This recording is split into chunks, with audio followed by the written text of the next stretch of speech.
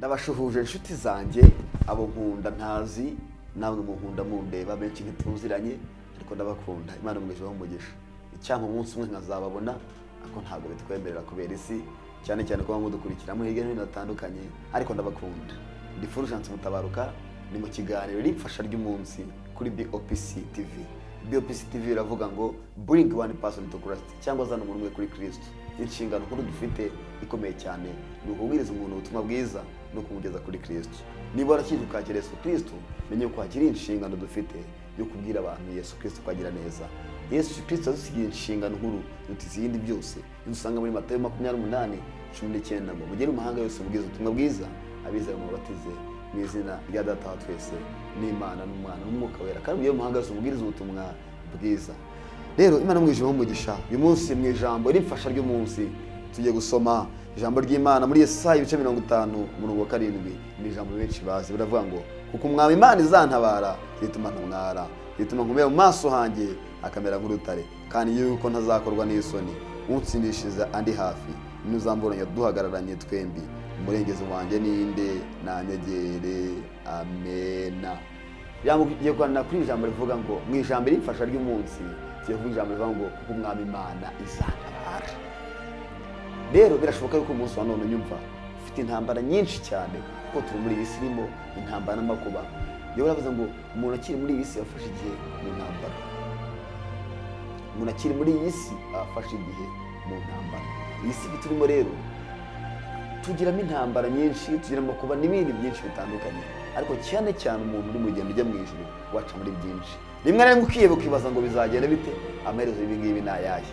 Ariko uyu nguyu Yesu yaravuze ngo kuko umwami Imana izantabara ngo ryituma ntamwara. Mu yandi magambo ibyamwaje byari bihari, ibyatumye nseba byari bihari, ibyatumye nkurwa n'isoni byari bihari. Avuga ngo kuko umwami Imana izantabara ni mu nzagihe, avuga ngo izantabara ni imbere hazaza nejo. Mu yandi magambo avuga ngo izantabara biragaragara ko ari mu bibazo, yari mu ntambara, ari mu maganya n'ibindi byinshi bimukomereye.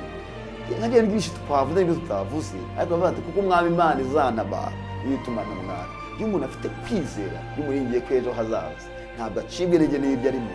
Akenshi rimwe na rimwe umureba ari nk'umuntu wakabaye ari uwo kubarira, ariko bitewe n'uko afite ibyiringiro akomera no mu maso akabigaragaza.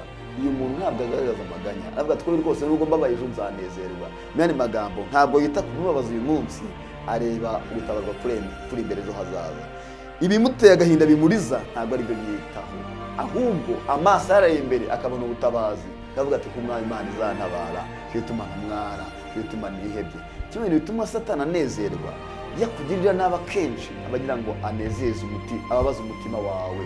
Icyo Satani yakurwanya bagira ngo wihebe. Imwe mu ntwaro Satani akoresha ni ukwihebesha abantu, ni uguca abantu intege, ni ukubatera ubwoba, ni uko bihebesha.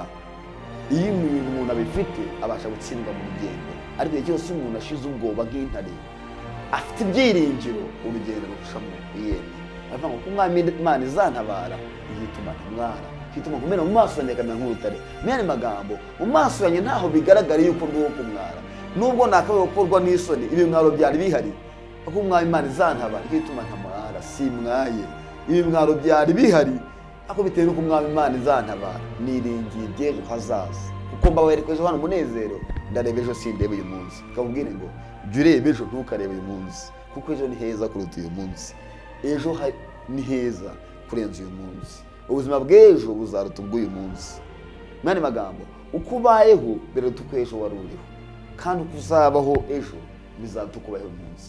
Imana ikugirire neza mu ijambo irimfasha ry'umunsi.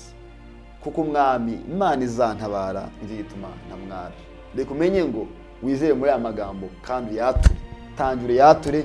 Niba ushoboka uyasangize n'abandi, niba ushoboka ushyire no ku status abantu bagira WhatsApp ubwira ngo kuko umwami Imana izantabara yituma ntamwara. Tangira ubwire Satani, ubwire umwanzi wawe, bwira bya bibazo byawe bya bindi bimwe byaguca intege. Tangira ubwire ya majwi y'urucantege wambwira uti kuko umwami Imana izantabara mwa majwi mwe yituma ntamwara.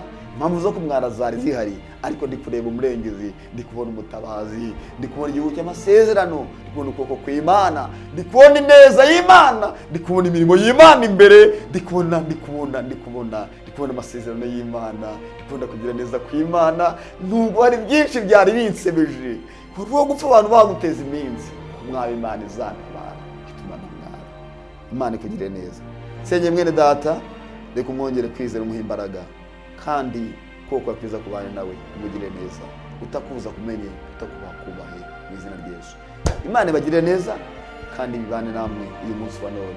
Mbifurije umunsi mwiza, umunsi w'umugisha, mpahe muronke kuko Imana mukubone umuntu utabaza bw'Imana, kugira neza kw'Imana wese n'ibyo arimo agirirwe neza n'Imana. Imana yirigwane namwe, muyibone muri byose. Ndabakunda. Shalom.